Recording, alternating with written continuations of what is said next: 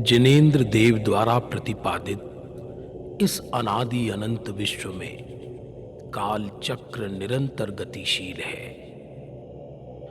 मध्यलोक के 2.5 द्वीप में 5 भरत और 5 ऐरावत क्षेत्रों में यह काल चक्र 20 कोड़ाकोड़ी सागर के एक कल्प काल रूप में निरंतर परिवर्तन करता रहता है, जिसमें एक उत्सर्पणी और एक अवसर्पणी काल होता है। उत्सर्पणी काल में शरीर, धर्म, धन, वैभव आदि की वृद्धि होती है तथा अवसर्पणी काल में यही वैभव आदि घटता रहता है। प्रत्येक उत्सर्पणी और अवसर्पणी काल 6 विभाजन वाला होता है। इन कालों के नाम क्रमशः सुखमा सुखमा, सुखमा, सुखमा दुखमा, दुखमा सुखमा, दुखमा एवं दुखमा दुखमा है। सुखमा सुखमा काल 4 कोड़ाकोड़ी सागर, सुखमा काल 3 कोड़ाकोड़ी सागर, सुखमा दुखमा काल 2 कोड़ाकोड़ी सागर, दुखमा सुखमा काल 42,000 वर्ष कम 1 कोड़ाकोड़ी सागर, दुखमा का एवं दुखमा दुखमा का काल 21 हजार वर्ष का होता है। अवसर्पणी काल के सुखमा सुखमा आदि प्रथम 3 काल में स्वरचित भोग भूमि की रचना होती है।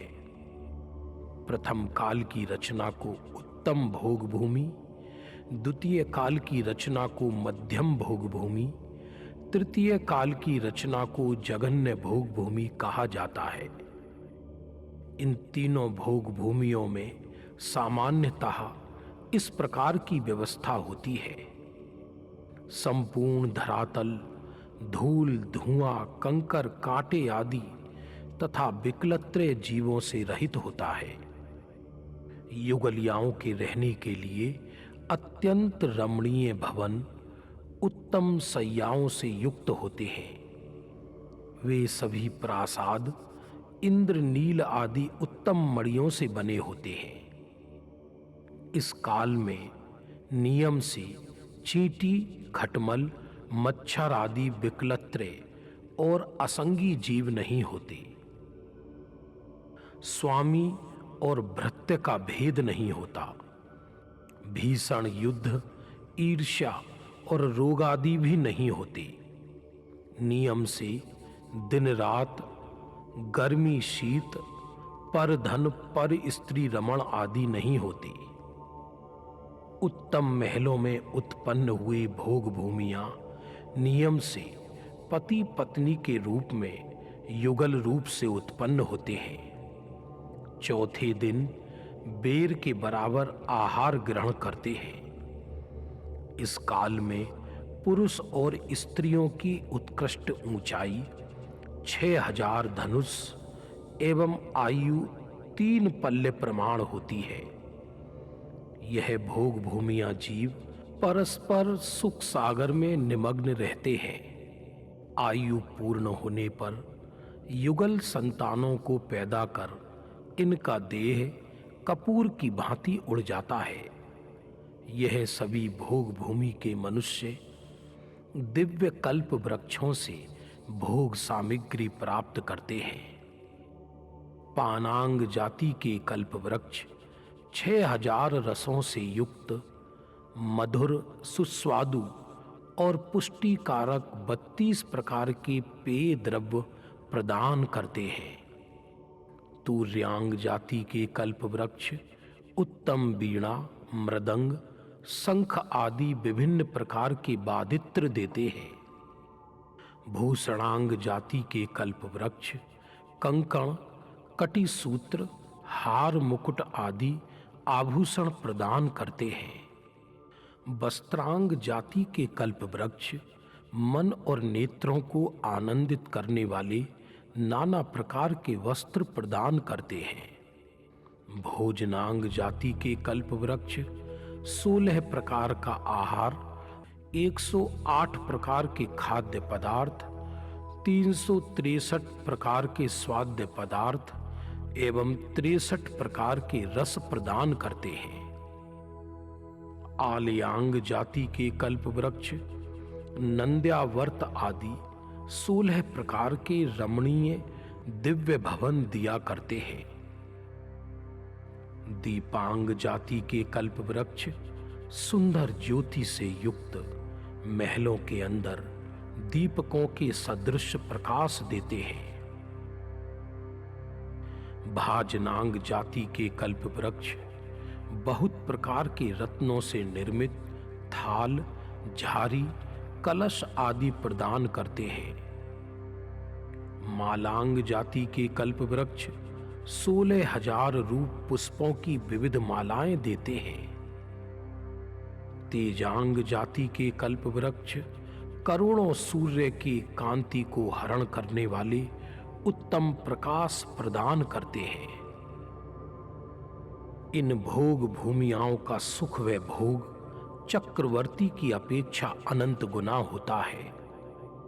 जो जीव मंद कसाई है, 4 प्रकार के दान देने में अति आसक्त है, ऐसे जीव प्रायः भोग भूमि में पैदा होते हैं। धीरे धीरे इन भोग भूमियाओं का वैभव घटता गया, आयु, भोग और शक्ति कम होती गई और इस प्रकार तृतीय काल के कुछ कम एक पल्योपम के 8वें भाग प्रमाण शेष रहने पर अचानक आकाश में चंद्र और सूर्य दिखाई देने लगे। यह देखकर भोग भूमिया जीव घबराई तथा प्रतिश्रुति नामक प्रथम कुलकर ने युगलिया जीवों को इस प्रकार संबोधित किया। हे आर्यो, अब चतुर्थ काल नजदीक आने वाला है। तृतीय काल के समाप्ति के लक्षण दिखाई देने लगे हैं। तेजांग जाति के कल्प वृक्षों का प्रकाश क्षीण होने लगा है, जिससे आकाश में चंद्र सूर्य दिखाई देने लगे हैं। यह सुनकर सभी भोग भूमिया जीव शांत भाव को प्राप्त हुए। प्रतिश्रुति कुलकर के बाद मनु आदि 13 कुलकर और उत्पन्न हुए। उन सब ने भोग भूमि के नष्ट होते हुए भोगों के विषय में समझाकर मनुष्यों को जीने का मार्ग सिखाया। यद्यपि अभी तक भोग भूमि के लक्षण नष्ट होने पर भी वे युगलिया जीव परस्पर पुण्य से प्राप्त वैभव को भोगते हुए भोग भूमि का ही आनंद उठा रहे थे। अब धीरे धीरे कल्प वृक्षों ने फल फूल आदि खाने के पदार्थ, वस्त्र आदि पहनने के पदार्थ देना बंद कर दिया, जिससे भोग भूमिया जीव और भी घबराने लगे। ऐसे समय में अंतिम 14वें कुलकर नाभिराय उत्पन्न हुए। उनके मरुदेवी नाम की पत्नी थी। कल्प वृक्षों के नष्ट हो जाने पर तीव्र भय से युक्त सभी भोग भूमिया मनुष्य नाभिराय कुलकर की शरण में पहुंचकर बोले, हे स्वामी, रक्षा करो। नाभिराय करुणा पूर्वक उन मनुष्यों को आजीविका का उपदेश देने लगे। वे कहने लगे, धरती में उत्पन्न फल फूल, धन धान्य आदि का सेवन करो। वृक्षों से तोड़कर केला, श्रीफल आदि खाओ और गाय का दूध पियो। तदनुसार आचरण करके वे सब मनुष्य नाभिराय के प्रसाद से सुखपूर्वक जीवन व्यतीत करने लगे। इंद्र ने अवधि ज्ञान से नाभिराय और मरुदेवी को अंतिम युगलिया अथवा कर्म भूमि के प्रथम जीव जानकर उनका औपचारिक विवाह उत्सव संपन्न किया। हमारे चरित्र नायक प्रथम तीर्थंकर ऋषभदेव का जन्म माता मरुदेवी के गर्भ से होगा। ऐसा जानकर बुद्धिमान इंद्र ने अयोध्या की रचना कर नाभि राय का राज्याभिषेक किया।